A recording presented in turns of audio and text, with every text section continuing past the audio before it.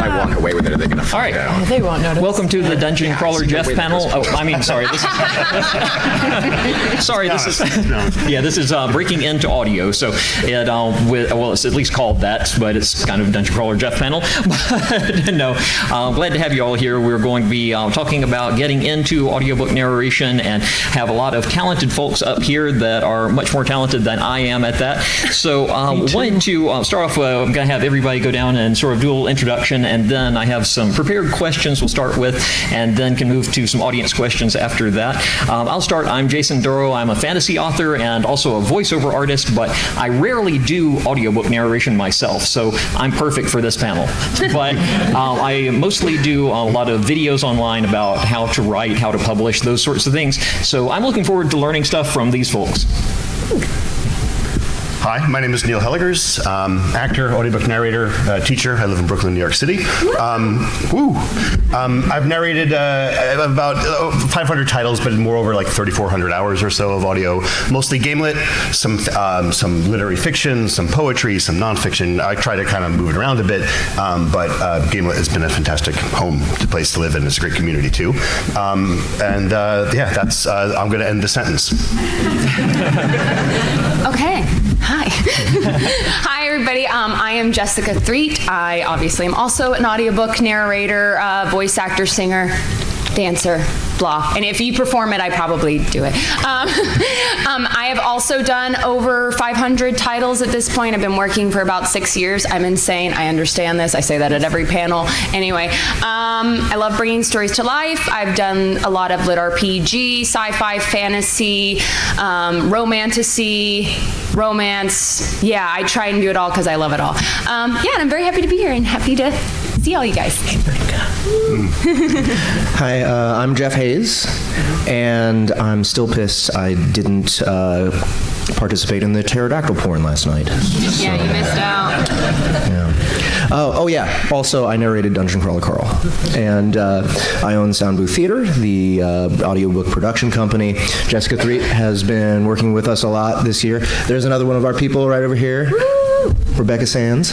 And we got Sin over here as well. Hi, Sin. So thank you guys for coming.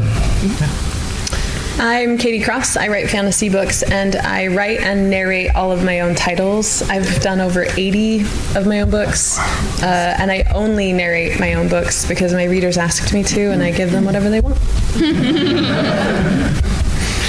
Hi, I'm Chris Boucher, and I narrate audiobooks too. Let's get to the questions. Sounds good. I should have mentioned at the beginning, Shadow Alley Press is sponsoring the track here, and we're going to have a couple of books from them to give away at the end of the panel, so if you slip out, you'll miss out on that. But we'll start with the questions. First question I wanted to just go down and find out is, how did each of you first break into doing audiobook narration, and at what point did you realize that that could be a career for you? So who wants to go first? You want to start at the opposite end? Yeah, we'll start at the opposite end. Let's go, Chris. So I was, I guess, actually technically homeless at the time, and needed to figure out something, but I landed a gig touring the country in a theater performance, and the sound guy saw me. I would warm up by quoting The Princess Bride. I don't know if anybody here's ever. I don't know if you guys are quite the crowd that would watch The Princess Bride. But I would warm up doing all the voices there, and eventually the sound guy came up to me and was like, "Hey man, you do voices. You should consider doing audiobooks." And I was like, "I don't know what that means." And he said, "I've got a booth in my apartment." And he turned out not to be creepy, so that worked out really well because And then I got lucky. Someone heard me, Michael Scott Earl. I don't know if anybody's ever read any of his stuff, but he heard me do a book and then contacted me and he said, "Hey, I have a huge backlog." And when Michael Scott Earl said, "Will you do my audiobooks?" And I thought, hey, I know somebody, and I'll a little bit preempt Jessica's answer. I was like, I know this woman that I went to college with, Jessica Threet, and I think we could do your books in a way that is not really being done popularly at this point. This was like 5-6 years ago. And I said, "Let us try it." And he said, "That sounds stupid. No." And I said, "Trust me, man." And he was like, "Okay, waste your time." And we did, and then he was like, "Oh, hey, that's great." So then we created Actors Everywhere as a company. We've produced a few thousand books from the company, I think, at this point. At that point, I thought maybe I could make a living at it. Maybe. And we'll see how that goes for the next 5 years. But that's my story, anyways. I love to write, and I was writing books faster than most narrators could keep up with, and I had some readers chastise me for launching my audiobooks at different times than I did my other books. So I created a business model around me writing and producing my ebooks so that they launched on the same day once a month. So every Friday for 2 years, I launched an ebook, paperback, and audio, and I could only do that with my narration because of the quick turnaround time. And I fell in love with it. My readers love the consistency across all my books and my accents. So yeah, I hired a professional. We worked together. He taught me how, he taught me mastering, and I just dove into it. And that was 4 years ago, and the model continues. I don't do a book a month right now, but I do all of my own books. I've signed with Audible Studios, and we've worked together on stuff. Tantor has taken some of my stuff, so it's expanded and grown in the coolest way, and it's the coolest connection to my readers ever, because they get used to my voice, they love my characters, it's really fun. Yeah, so for me, this was, I started voice acting back in 2013, and this was a time in my life where I was basically a janitor, like a maintenance guy. I was working for my folks. They had this real estate business, apartment rental business, and then they decided to split up and sell everything. So I was no longer going to take over their company. And I was shit out of luck. So but I realized, because I hated that job so much, I was so bored, and I've always wanted to be a creative. I've always wanted to actually make music for a living. But I'd been trying to do that for a long time. It was really hard, but it at least gave me some experience with audio engineering equipment. So when I went online to look for, I don't know, anything to work on, I found voices.com, started auditioning for pretty much everything. Was landing about 1 out of 100 jobs that I auditioned for a long time. And then I finally landed an audiobook job, and the rest is history. From voices.com, I went to ACX, where I found that I could do royalty share projects. When you're first starting off, you're only doing royalty share projects on stuff that's by new authors who don't know what the hell they're doing, and you don't really make any money. But as I kept going, I kept sharpening my chops. I stuck to the royalty share model until I started getting high-profile stuff, and things have snowballed since then. In 2017, I started Sound Booth Theater because I was lonely and was tired of just sitting in a booth all day and not actually cooperating with other artists. And from there, Sound Booth Theater snowballed. Now we have, 12 regular narrators working with us, even more than that, doing character work for some of our stuff. We do mainly multicast for everything else. I'm very proud of everybody on my crew. They're all great actors and very talented musicians as well. So that's how I got into it. That's how I rolled in. Ooh. Do we need to invite them to our karaoke party we're going to maybe have? Okay, cool. Yes. All right, I don't know when that's going to be, but we're definitely going to do karaoke one night. I guess you guys kind of basically know my story, so I don't really need to talk. But basically, I went to college for theater. I've always had a love for bringing voices to life. I'm one of 6 kids. I'm the eldest, so I kind of was the secondary mom growing up, and so I started reading stories to my little siblings to help them fall asleep, reading like Harry Potter, Percy Jackson, things like that. And just from that, I just grew a love of doing crazy voices in many different styles. And so when Chris reached out to me, he was like, hey, I have this like author, because you're misremembering a little bit, Chris. There was this author on Reddit that he had been talking with, and he was like, hey, like they want like a female main character. Have you ever considered doing audiobooks? And I was like, no. So I eventually like came in, we did that book, and it was a really interesting written book, but it's like, again, like ACX. It was like never reviewed really, never really seen the light of day, whatever. Yeah, I wasn't counting that book, sorry. And then a few months later, we did like a dark romance sort of like trilogy. And then a couple months after that is when we got reached out to about the backlog and everything. And then we just started doing audiobooks like very frequent, like every day, like 2.5 hours every day, and just started from that point forward. And I've fallen in love with it. I really enjoy it, and got to work with some really cool companies since then. I work with Shadow Alley Press. I work with like Sound Booth, Podium, and I love bringing to life stories. The end. I also can end a sentence.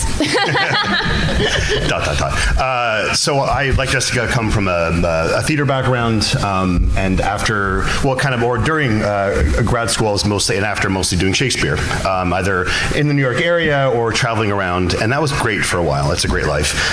Then at a certain point, I'm like, well, I was sort of wanting to start a family, so I live in New York City, so I was like, well, there's plenty of other work here to do, and so I started doing more on-camera work, a handful of the kind of shows that I cast there. I did a lot of on-camera commercials when Modern Family was super popular, so they always wanted that Phil, that goofy dad. I played a lot of dumb dads for a while, and this was all kind of like fulfilling and a nice mix of like brand new stuff and 400-year-old stuff. But at a certain point, it was like I need something else, or something more sort of central to home, and something that I could control my schedule of a bit more, and that used all the skill sets that I kind of already had. But I couldn't think of what it was. And when you're doing Shakespeare around the country, you're driving a lot and you're listening to it. So I'm like, what could I possibly do that might be something I could sustain myself with? Anyway, let's put on that Frank Muller Interview with the Vampire. And I'm like, right, freaking audiobook that's staring me in this is a big case of CDs at this point, mind you. So I'm like literally holding it in my hands. So, and from there, just kind of did everyone has these really interesting different paths into how we get to, I guess, here, I suppose. Yeah. And it's usually a combination of a lot of the same things, with also like ACX, finding things there online to kind of seek out opportunities and kind of train myself to the medium while I was doing it. But audiobook is a big industry about meeting people, and whether it's producers, but it's also other narrators, which is really, because it's a really, anyone who works in audiobooks will tell you the best thing about it is the community is very supportive across the line. The whole like the high tide raises all ships thing has definitely been true, and it's a great thing to experience and share with these guys. Yeah. That's awesome. I love hearing the superhero origin stories here. And now that we got those, we're going to talk about some specific tactics, get kind of into the nitty-gritty of it. And this is something I'm really interested in, because I do voiceover work, but I do mostly ad work and commercials, things like that. So I think of what I do as kind of like sprints. But what you all do, your audiobook narration, is like a marathon. And I was wondering, are there techniques or processes you use to maintain your energy, or to keep consistent character voices, keep the pacing over long, multiple recording sessions? Who wants to go first on that one? Sure. Well, just like boop, boop, boop. Anyway. Yeah. I mean, something that I am so thankful for is having voice lessons, having something to where you learn how to properly take care of your voice via like warm-ups, learning things like drinking tea, taking throat lozenges, all of those drinking lots of water, like learning those things, because you take voice lessons, you like are in the theater industry and stuff, all of those things are really great. I personally, in maintaining the various accents and stuff throughout the course of like a series, is I have a Google spreadsheet. I type in the character name, a description, a little bit about like what I did for their accent, and then usually at the end of the recording day, I will take a voice sample, like a tiny like 5 to 10 second sample, and I create it and then put it into a Google Drive and then put that link on that same spreadsheet. So that way, if 4 years later I suddenly get book 2 in this series, that's happened to me 3 times at this point, I can go, what the heck did I do with that? And I can easily find that book and that voice to help kind of maintain that consistency. Awesome.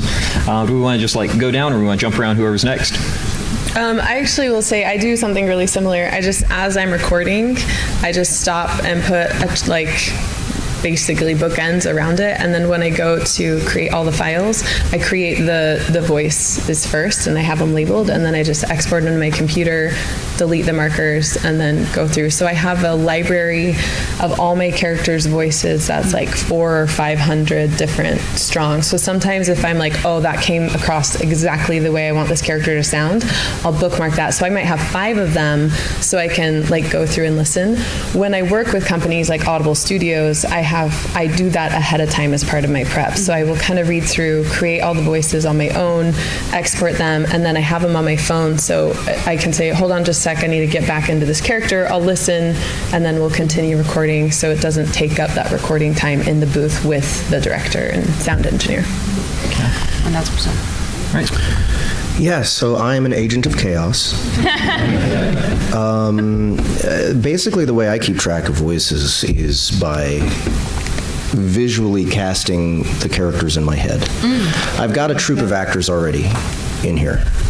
And that troupe of actors keeps growing as sometimes I run into characters that none of these particular actors will do well for. But I see them. I see them in my mind, and so I associate those actors with the characters in the books that I'm narrating. But that can only go so far. I can only remember so many, even with that type of mnemonic device. For instance, so for Book 7 of Dungeon Crawler Carl, I finally started doing it, Book 7, because there's just so many characters in the series by now. I started actually creating a new track for every single character.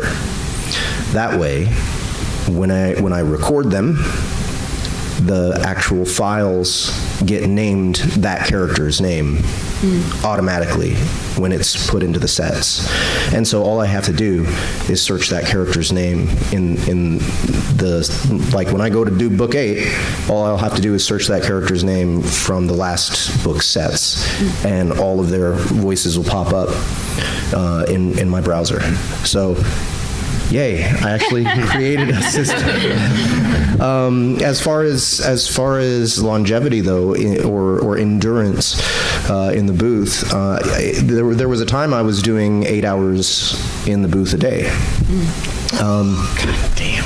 Yeah, I mean, the thing is, I'm engaged and I'm having so much fun and I'm just swimming in this world, and basically I just stop when my voice starts to hurt. I would argue that it's sometimes easier to stay in the booth for longer hours than do shorter hours days apart, because you are in the flow. Yeah, absolutely. Like being locked in, in the flow. What's another phrase for it? In the zone. Insanity. Okay, sorry. There we go. That's really important. Like just if you're enwrapped, it's much easier to get in there and keep working. Nowadays, because I'm now running 2 companies and doing all these events and promo stuff for DCC, I just barely have time to narrate anymore. So I feel great if I get 3 hours of booth time done in a day. So. All of that, certainly file management, all those things. Yes, and.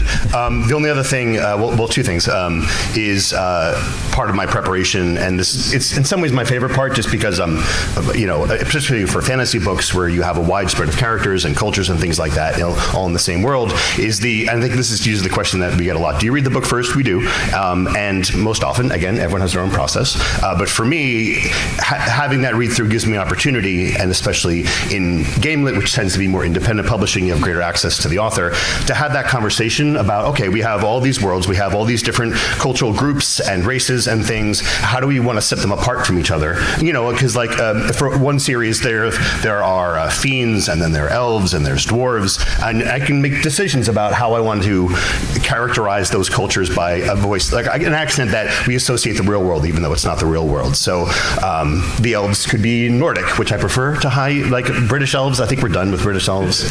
And Tolkien's Elvish always sounded a lot more like Norse to me anyway. Or the fiends could be Spanish because that's my choice. So making those decisions and it's a part of the creative process to be maybe do something different, but ultimately that serves the story, that serves the text. And as for the longevity of it, the marathon is the way to kind of put it, and knowing your limits, which is why having a good foundation of vocal technique kind of help that. But also, it's so easy to just kind of like burn out on it too, And so it's like, in order to keep it going, when you get to that, like, well, I'm supposed to do 3 finished hours today. We were just talking about this yesterday. I'm only done 2, but I know that if I keep grinding this out, I could do it. I could functionally get to page 125 or whatever, but I'm not going to be as good. The book's not going to be as good. I'd rather push on up to the edge of a deadline, which I try to keep buffers. I'd rather do that and have the work be better than to burn myself out. So it's a careful balance of, it's surprising. If you want to see what it's like, go into a closet, close the door, and talk for 5 hours and see how it feels. Like we're sitting in one place, but it's surprisingly taxing and cardiovascular and all of those things, and dehydrative. Water.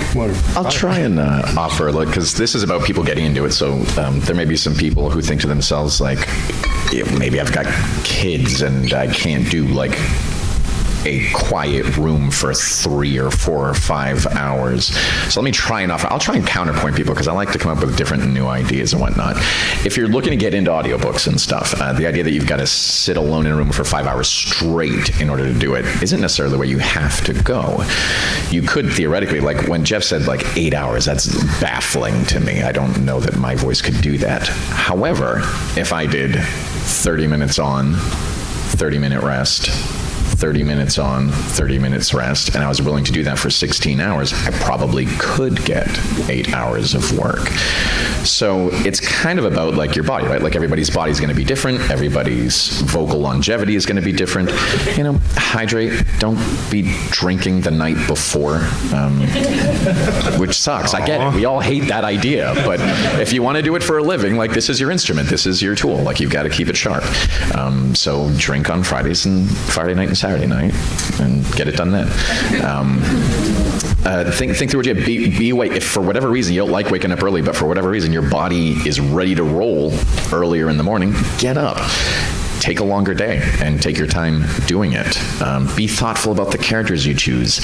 Don't play a character as a main character who sounds like this. He did that. Yeah, my voice legitimately changed doing. It was a were-tiger.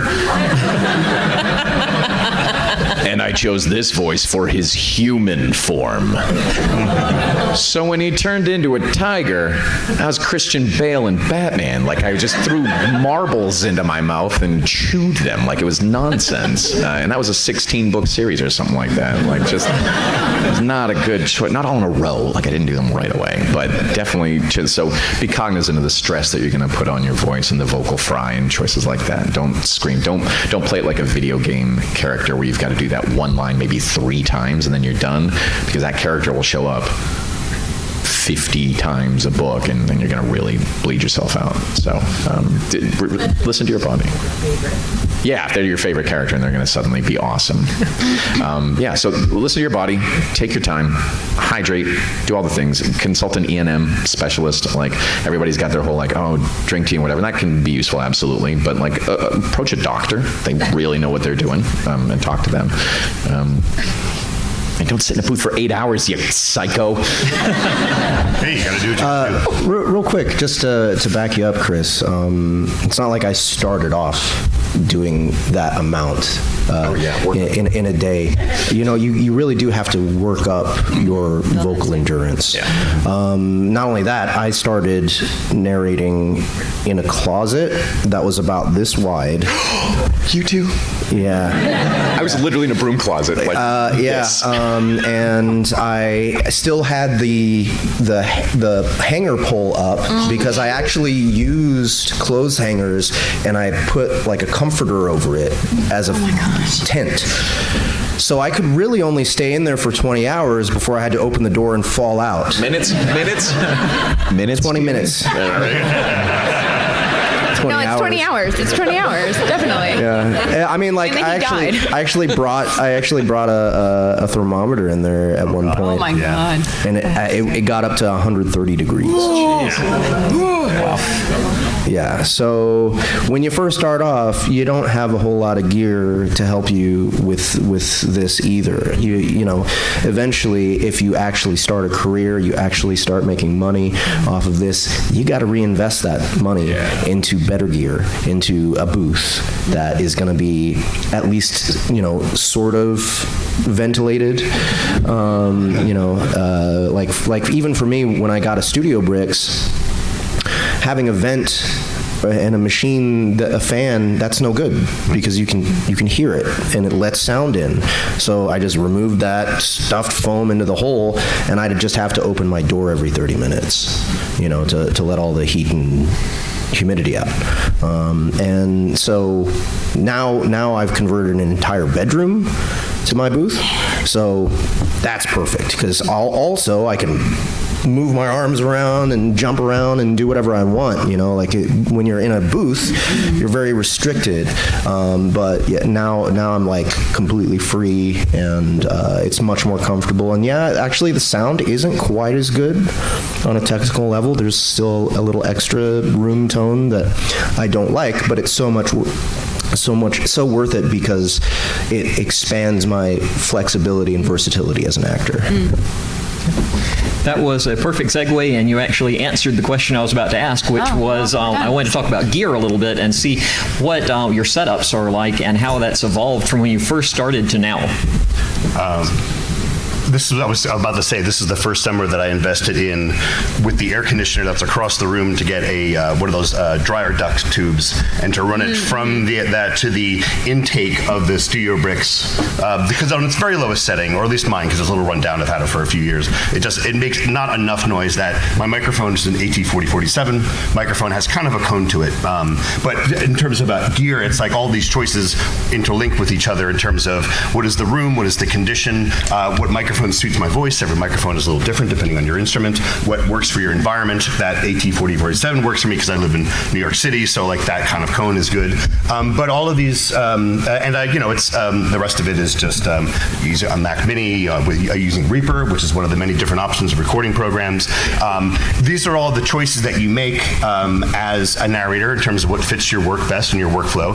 But we're all independent contractors, and so the investments that you make into it, like any other business, you look for a return on that investment. Is it worth it to get a slightly better air conditioner that's slightly quieter for the room so that I don't have to push that, that 120 that's also starting in a closet? That's certainly what it got to without ventilation. Now it's like I can manage, even on like a nicer day with the air conditioning in the room and all I described, a nice balmy 81, which I can work in for a while before not opening the door between chapters. But all these things work together to be productive but also comfortable. Yep. Not to sacrifice productivity for comfort, because again, the aforementioned, you need to take care of yourself long term, and you'll burn out if you're roasting yourself. Though because of also starting in a closet, I cannot narrate in a room that is lit. It has to the lights have to be.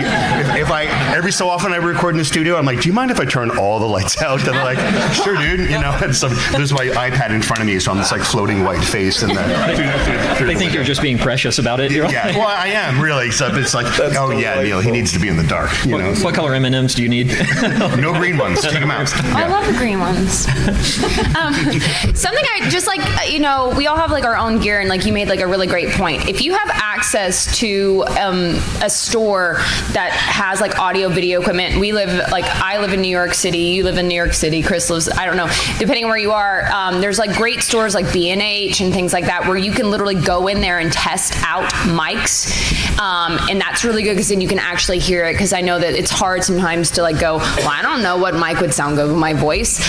Something else you can do is if you hear an audible narrator and you're like, oh, I kind of have a similar timbre to my voice, like I have a similar like kind of sound. A lot of times if those people have websites, they usually have their equipment listed on their sites, at least the majority. I'm not saying everybody, but a lot of people will have that listed to where you can go, okay, I sound like Tess Irondale, so let me see what gear they have. Okay, Tess uses a Rode mic NT1A or an Electro Voice RE20 or whatever, and you can go, maybe I should test out that one. So those are 2 recommendations I would say maybe to do as you're starting out, is if you have somebody that you can hear, or if you have a store, go check that out. But personally, I use an Electro Voice RE20. The end. I'm going to come at this totally different. I am a mother of 2 kids that are 10 and 7. I live in Montana. I still record in my closet. I have clothes on my right side, clothes on my right, a blanket in front, a blanket behind, and sometimes I'll dampen ahead every single time. I've been in there almost 4 years, and it works for me because I'm not recording every single day the way they are, because I have to be able to dismantle. We live in the mountains of Montana, right? So I definitely don't have stores. So it took me a bit of asking to find. I use a Shure MB, got a cloud lifter and an audio interface, and that works super well for me, and the closet works really well.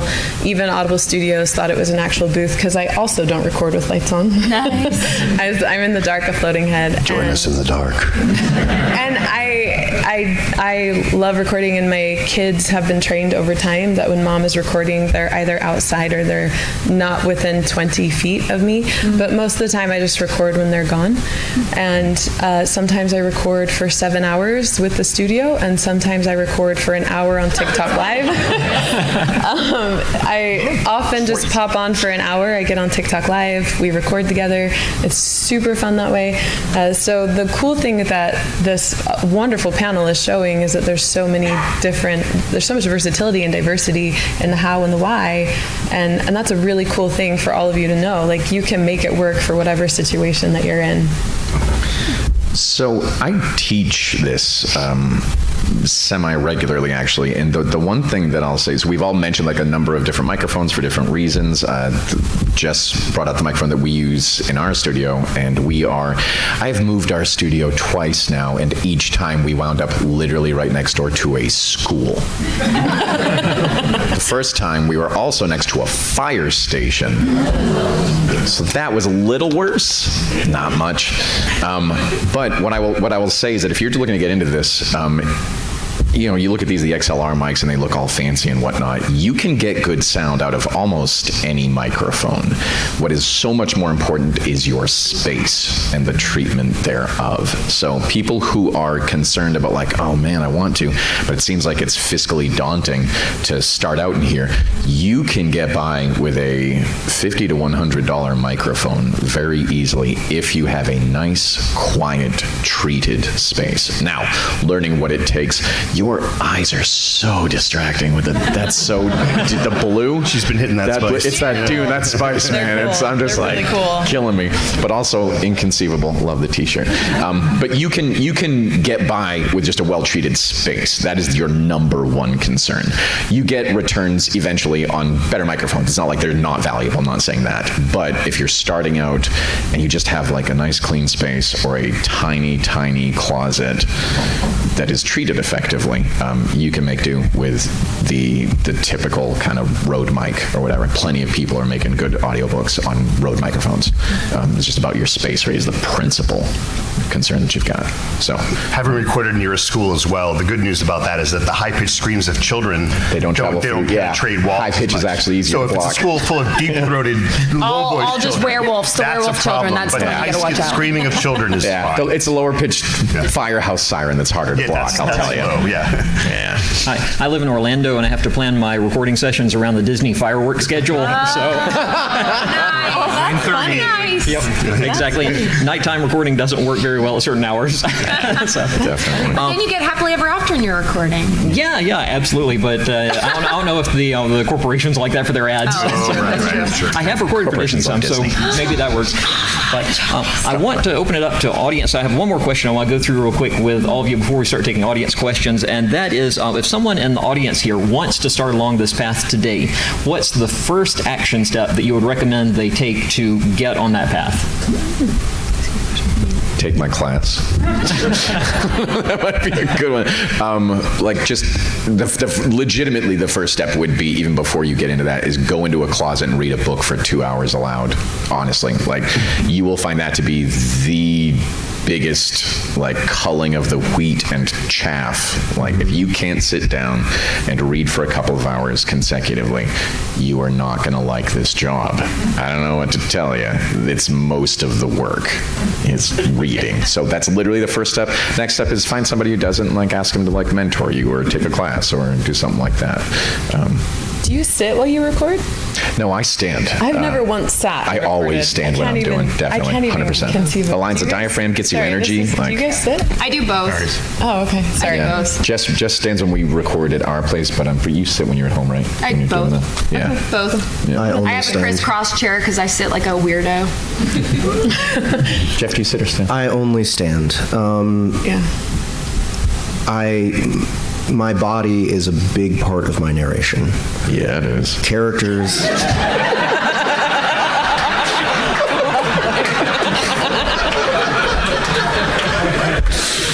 It's a big part of my it's not 10 narration, p.m. too. yet. Yeah, it's before 10 a.m. Come on. When it comes to character work,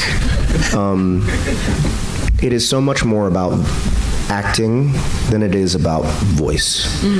And one of the most essential parts of acting is posture. Holding the posture correctly for a character is how you get into their head in a lot of ways. But also gesticulation, right? I find that the more I talk with my hands, the more it comes through in the actual recording. You'd be surprised if you were to just force yourself to keep your hands by your side and narrate compared to just allowing your hands to do what they want to do. I don't know what it is about it. I think it's a mental thing where it's like your hands are allowing your characters and your voice to extend further into the actual world. So I absolutely do always stand. Back to your question, though, what I would say for someone starting off, Chris has it, nailed it right on the head. Get in that closet and start reading, damn it. And if you get sick of it, yeah, stop. Don't do it. You're wasting your time if you're trying to be a narrator and you don't like to narrate. And make it a book you don't enjoy. Ooh. Like, seriously. Yeah, 'cause make that's it a what book you're you gonna don't start- like. Don't read your favorite book because you'll think, oh, this is awesome. Right. To make a paycheck, you'll do work you don't like. Yes. Yeah, Do that for 8 hours and then still want to do I it. don't know. Go on Royal Road and find something that's rated very poorly. Yeah. Then I would say the step after that is to listen to yourself. Do not hire someone for proofing or engineering until you've done it a few times and yourself, right? You need to be intimate with the entire process. And not only that, you need to understand what you sound like. For the first 4 months I was doing voice acting, I hated listening to my own voice. But after about 4 months, I was able to be clinical about it. I was able to identify what it was about my voice that was bothering me and target it with technique and fix it and make it better. You're always going to have different applications of your voice, but for narration, what is essential is that you are drawing the listener in and you're not annoying the shit out of them, right? And that takes practice. Our voices are, our voices are designed, or our voices develop around conversation, around noises. So actually, naturally, we have a little bit of a higher pitch than we would want to narrate with. You want a certain soothing quality to what you're narrating, because if not, it's actually it's going to grind on people. And that's what was happening with my voice. I had to lower that pitch. I had to broaden it and really focus on inflection, a whole lot. Because, again, when you're narrating, one of your goals is to actually bring the meaning out of the text and communicate that to the listener. If you just stay flat and you have a formula, then it's just going to turn into noise in the listener's head as well. Well, you need to infuse that meaning into what you're saying. So listen to yourselves. Yeah. I think that those are really good starting points. I think that I don't really have anything else to say as far as a get started thing, because those would be my first 2 steps. Yeah. I would counsel people, I think yes and, because I pretty much did that. I took a course online, found a mentor, practiced, went through it. I had already decided to do it, so it didn't matter. But one thing that really helped me that hasn't been brought up is write down all your fears about this. I hate the sound of my voice. I'm afraid others will hate the sound of my voice. I'm afraid I can't do this. I'm afraid my accent sounds stupid. I'm afraid I'm alone. I'm afraid I can't figure out mastering. I'm afraid of Reaper or whatever, right? I think if you write down all of the blocks and start working on those either as you're learning it, that can really speed up this process for you, because so many people self-sabotage because they hate the sound of their own voice. And it does take a while to get clinical, as Jeff put it. And that can just sort of speed the process up, help you work through it faster, and get into your career before some people have even picked up the course, right?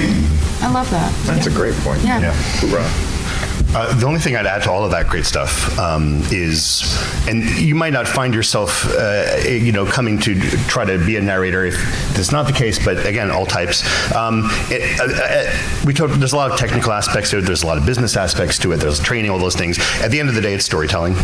This is like what Jeff was saying about it. It's not the voice. It's what you do with it. It's the acting of it. And for that, I resisted this for a long time about listening to a lot of audiobooks because I was concerned about aping what I'd heard. But more than that, it became a way to, one on a level, knowing what the standards of the industry are, or the standards of a genre might be. Not to imitate them or to make them gospel to you, but just to sort of figure out how is this working, especially books that people are loving, and how do you find your own way of storytelling? Because ultimately, storytelling is intensely personal. And all of that stuff, the gear, the training, the mentoring, is all a way of getting you to that essential storytelling of your own. And along with that comes just reading a lot, I think too, in terms of, and maybe in the genre that you want to work in, because I sort of feel like the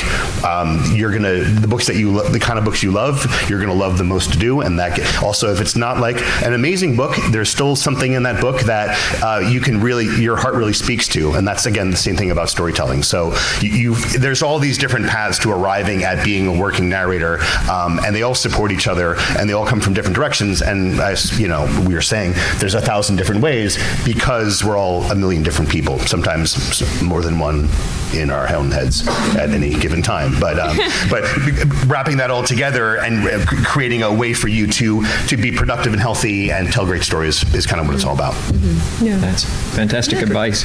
I'd like to open up to some audience questions now, and what I'd like to do is, if you have a question, you can raise your hand. I'm going to try to catch everybody because there is so wide. Oh, wow, lots. I might get some help in picking who goes up first if I see. So we'll call on each person. You're not leaving here. You were. Your hand was with up samurai speed. We could always work from one end of the room and work that way instead of pop. Yeah, we could. Or I don't know. Go one side. I don't know. Fight. You all will be answering the question. So how about we start? We'll start with you can pick someone, and then we'll go to you pick someone and go like that, if that works. Yeah. You, sir. We have the microphone. Sorry, she was first. She was first. Sorry. Okay, sorry. Get it, man. I'm a fantasy author, and I wanted to start experimenting with audiobook narration. I'm writing some short stories to practice, and I've already kind of lost my mind with writing, and I feel like all I can talk about is my book and the characters and what they went through today. And I feel like talking to myself about book for 8 hours or even just an extra 3 hours a day, I feel like there's a lot of sanity loss and mental health issues. So I was wondering if you guys could talk a little bit on the mental health / sanity aspect of talking to yourself every day for hours and hours. Yeah. Jeff, you brought a great. The reason I don't know if you really did this but I 100% built my business model around narrating with someone. When Michael Scott Earl reached out and found me, I did done that book solo. But not only did I think like, well, a woman doing the woman parts will do much better because I don't know if you guys can tell, but I don't sound like a woman. But it was 100% I wanted to work with somebody. I was coming from a theater background, and collaboration for me is every book that I do, I try and do with a partner. So if you're concerned about that, find a co-narrator, somebody that you can kind of collaborate with. And again, duet narration is kind of like is becoming more and more, and we're a little bit responsible for that with how many we pumped out. But like duet narration is hugely popular. So find somebody that can give you a little bit of a perspective on it, and you can find somebody to talk to that is not yourself about your own characters. So. Yeah, for sure. I mean, that's why I started Sound Booth Theater. Mental health, I guess, right? Like being alone and working alone all the time, and only being, hearing my own voice. Yeah, it gets taxing, and not necessarily in a way that's obvious at first. Mm-hmm. I would say that's probably a problem with any profession that isolates you.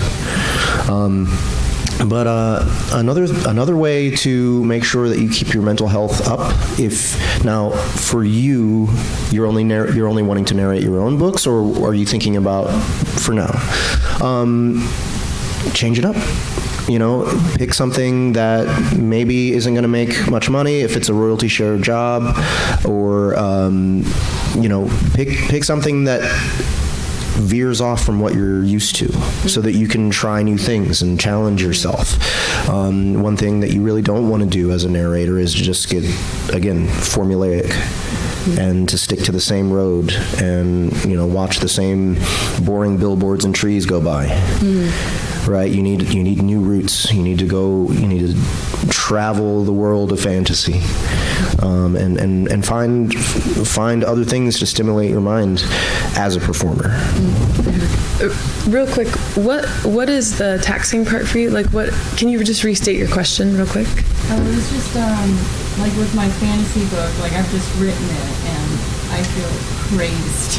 Oh, like you've written it, so it's so in your head. So to then go narrate it, you've lost all social skills. It sounds like you just need a break. Now I want to narrate, and I hyperfixate a lot, and so now I want to narrate. You have hyperfixating. More of my own books. I'm like, oh God, I'm just gonna be surrounded by my books. Yeah, it just sounds like you need a break, because the mindset when you go into the booth is like, this is a totally different thing. Like, this is your story in a completely different way. And because it's yours, it's actually, if you invest in it in a way of like, all right, it's time to bring them to life.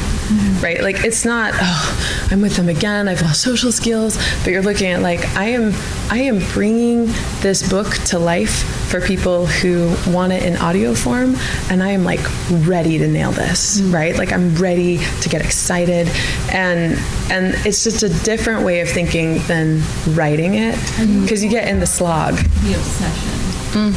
So that's, I was gonna say, you're talking more about how do you get out of obsession. I mean, that's authors, man. Yeah. Like that's their deal. They obsess over the worlds that they create, and if they didn't, they'd be, I don't know, probably boring. I can speak to that as someone writing an epic fantasy series right now.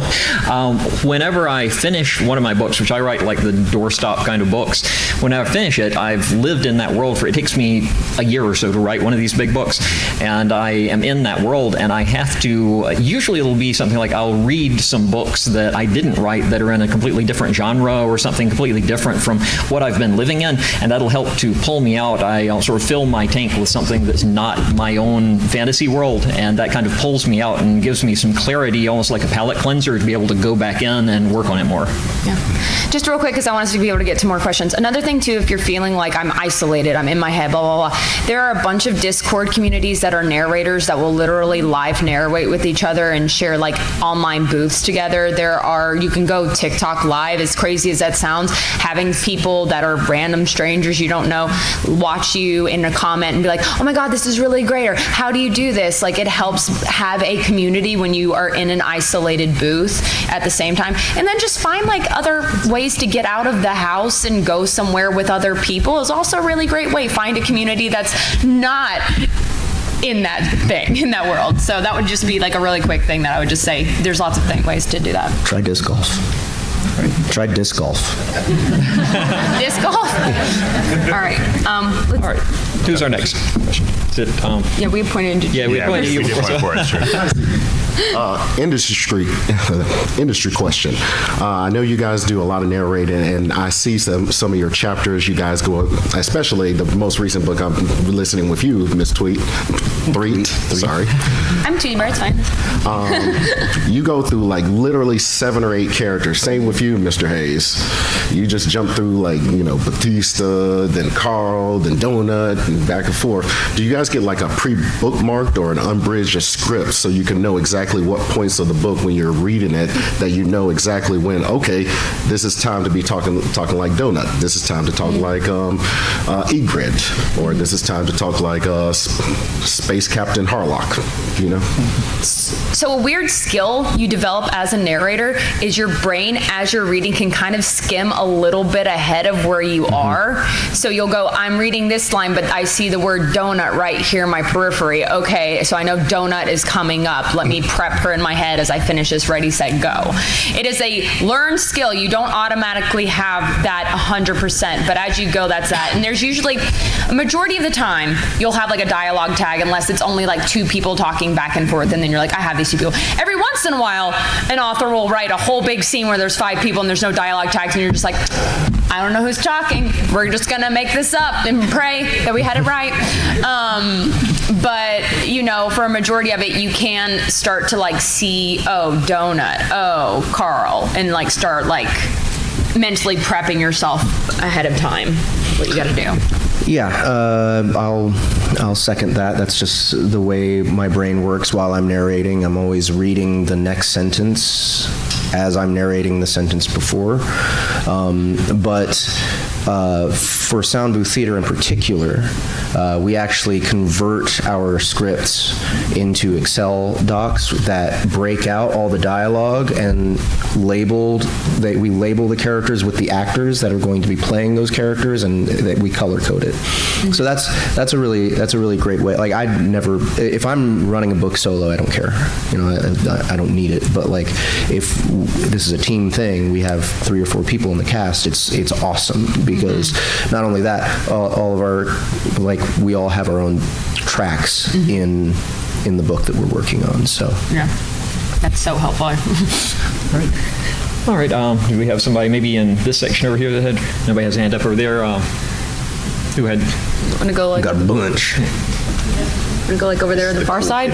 We're gonna make you walk. Yeah, we're gonna work for this. All right. Guy in front here with a colorful shirt. Yeah. Septon Pearson. Hawaiian? Okay. Well, great. Thanks, guys. I just wanted to ask about dialects and accents. Have you worked with dialect coaches, or do you just like, I have to do an old English accent, so I'm going to watch Downton Abbey before I record this, or something like? What are your methods or experiences with that's like finding a source for like, particularly for like modern accents? Like a Scottish accent could be a really easy thing to fall into unintelligibility real quick. But you watch like Department Q, all these great modern Scottish accents are there as a resource. There's also an aspect to training of it, and not necessarily training a specific dialect, even though you can hire a coach if you like have a book where there's this particular one that I want to nail. That's a job that other people have. But most of it is a methodology for acquiring a new accent that works for you. That you hear something, you break down the vowel changes, the consonant shifts, the melody of it, what's the shape of their mouth. There's like a list of things that you can identify and then recreate to get to that accent. The goal of which is not getting caught in all that stuff, but then getting past that and sounding like a person again once you get through all that. But also those same tools can help you create accents, which is great for fantasy and sci-fi. When you want to have a completely unique one for a culture that just popped up or whatever, you can mix and match those kind of things as well too. Like the character hopping, it's part of the learned skill, but you can learn how having a foundation of technique helps. But also also really, again, past all that, you just sometimes have just an impulse for the voice, and that's always going to be a better one to go with, particularly in fantasy worlds where they're not really British.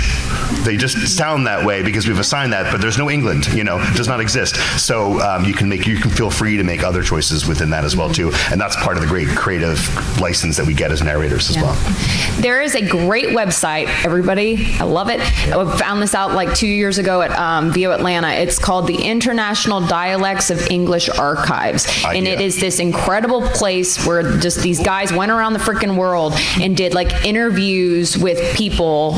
So you got like your native dialects. They start out with like a single passage. Everyone reads the same passage and they read it in their accent, and they do like a back and forth interview type thing. So you really get like, this is me reading in this accent, and then you have, and now I'm just talking to you, this is how I would do it casually and not in a performative manner. And I love that so much. And there's also, I can't for life of me think of the creators' names, but there's a couple of YouTube creators that literally will break down the accents a lot, and like, this sits like this in your mouth, and this is the consonant changes and stuff. And I will look it up and I will try and give that to you by the end of today, but that is also really good. There's a couple of really good YouTubers that do that. Accent challenges, they're listed all over YouTube. Yeah. Yeah. International Dialects of English Archive. Idea. Yeah. I always want, if I'm going to really bother to get an accent right, I take lessons. I always recommend Amy Walker. She's the best, in my opinion. She's very expensive, but she's super worth it. She knows exactly what's going on in your mouth when you're using it. It's not 10 p.m. yet. Wow.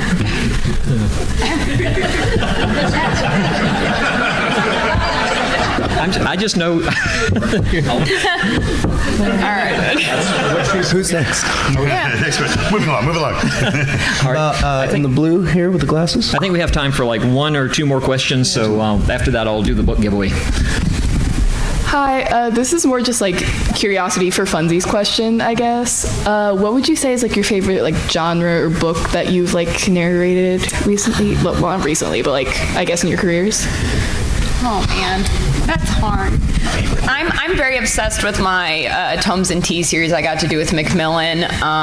Can't Spell Treason Without Tea. All of those. I felt so fortunate. That book is so cozy and sweet. Cozy fantasy is just so much fun. I also really love like weird mystery things. I got to do Wrinkle in Crime, which is like this hilarious zombie cosmetologist hijinks thing with sound booth that I really enjoyed. And Romantasy is my other one that I'm obsessed with kind of right now. Yeah, I love horror. I mean, Lit I haven't RPG. got to do that yet, but I really want to. Lit RPG is great, and actually my favorite project is Dungeon Crawler Carl, but that's got a lot of horror elements to it. A lot of Matt's stuff has good horror elements to it, but I just like the idea of freaking people out. So I like horror. Yeah. I need to narrate more. I have a lot of, like Jeff was saying, a lot of game lit that I love and various series that I couldn't possibly choose one or the other. But a project that I did recently largely took place. The main character in it was named Yitzhak from Odessa, Ukraine. Travels to the U.S. as a child to Chicago and kind of falls in with. He's a fictional character, but falls in with the very real sort of Jewish crime families in Chicago at the time into the 40s and the 50s. As well, and how they sort of were bouncing or working against the Italians and the Irish and everything. It's this whole tapestry of Chicago. So on one end, it was a great accent challenge in terms of what does a Ukrainian accent sound like when he moves to the States, is mixing with these other people. And again, it was an opportunity to create a unique balance of a dialect. But also, my great-grandfather, also named Yitzhak, also from Ukraine, also came to the States at around the same time. So, and first came to New York, but then that whole family went to Chicago. So it was like this fantastic serendipity of my family's shared experience and shared trauma, because again, Jews. But it was personal in a way that was unique and that really was a joy and a pleasure to kind of work on. But also like hard in a way, because sometimes the ones that you really want, I got to get this right, are harder because you're that much more precious about it, and it takes a little bit more, but totally worth it. Yeah, I just narrate my fantasy. That's pretty easy. What's an author you enjoy, Katie? I don't know. She's pretty sketchy. I will say I have the World of Alcara that I write in has over 50 titles in it alone, and I love that one because I know all the accents and all the people. So it just feels like going home every time. That's awesome. You guys are so One more? I guess he's answering that. Yeah, so I'm glad he's not here because he'll think I'm blowing smoke up his ass because I'm doing his book right now. But a tech guy who was he helped start Instacart and Eventbrite. He wrote a lit RPG book like out of the blue, and it's really fucking good. Like it is my favorite. Like he's familiar with AI, and so he wrote this post-apocalyptic dystopian like AI controls everything, and like imagine if every app on your phone had a personality. So like your calendar was like this snarky British librarian, and like your wellness app was just this like fatalistic downtrodden, like you're probably gonna die tomorrow. I don't know why you're bothering. And Jess gets to do all these fun app voices, but we've also got like a running app, which is like power thirst, and it's the wackiest, craziest, but it's also great social commentary. It's phenomenal. Leonard Buford. It's called Nousecraft, the Zombie Apocalypse. It's book 1, and he's kicking ass, and it really is maybe the favorite book I've ever done, and I'm doing it right now. So he would think I was just kind of smarming him up, but it's really good. Nousecraft, I highly recommend. Nousecraft, guys, Leonard Buford. And again, this dude like did a bunch of tech companies. He's made it. He had no reason to write this book, and he did, and it's really good. Yeah, he's infuriating. We're just about out of time. I wanted to give everybody a chance to go down and tell everyone where they can find you, what you're working on, if there's somewhere online you'd like to send folks to, and we'll start at the end and work our way back down here.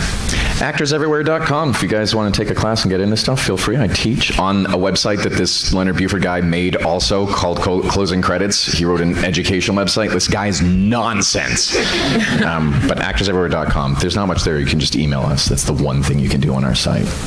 But I'll talk to you then. So. You can go to katiecrossbooks.com, or I'm on the vendor's hall. I'm on the 3rd floor in the back by the elevators, so just like one row over. I have free audiobook codes for my first 2 books in my fantasy, and I have amazing deals. You can get 4 books for $10 in audio if you guys want to come try it out. 3rd floor by the escalators. I have a big dragon. Go to soundbooth.app for us. That is, we have our own distribution platform now, audiobook distribution platform. That's where we distribute the Dungeon Crawler Carl audio immersion tunnel. For those of you who don't know, that's the full cast sound effects and music version of Dungeon Crawler Carl, and we have tons of other cinematic audio on there. All of the first episodes are free for those. We chop books into episodes so that we can spend more time on each chunk with the production and everything. But there's, we're trying to build that library. We're getting other publishers into our app now.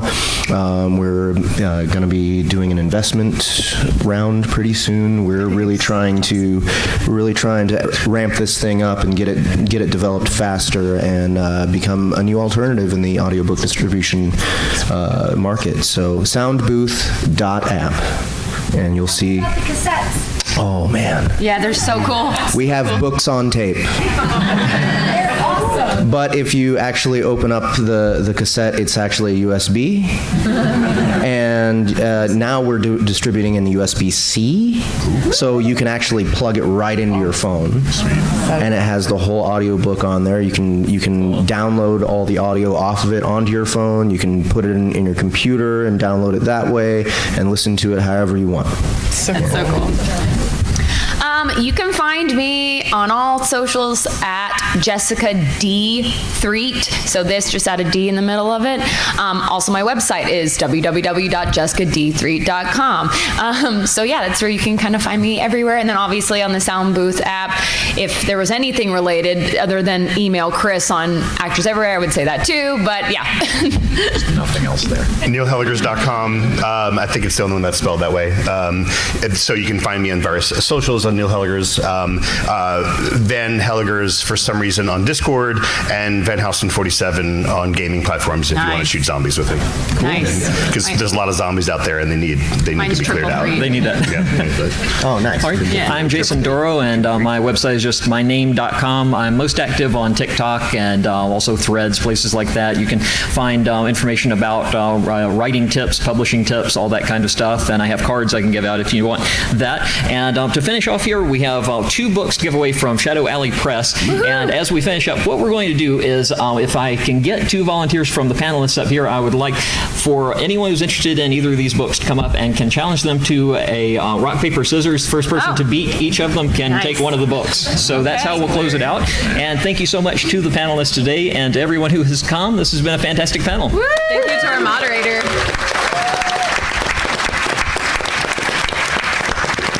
I'll rock, paper, scissors.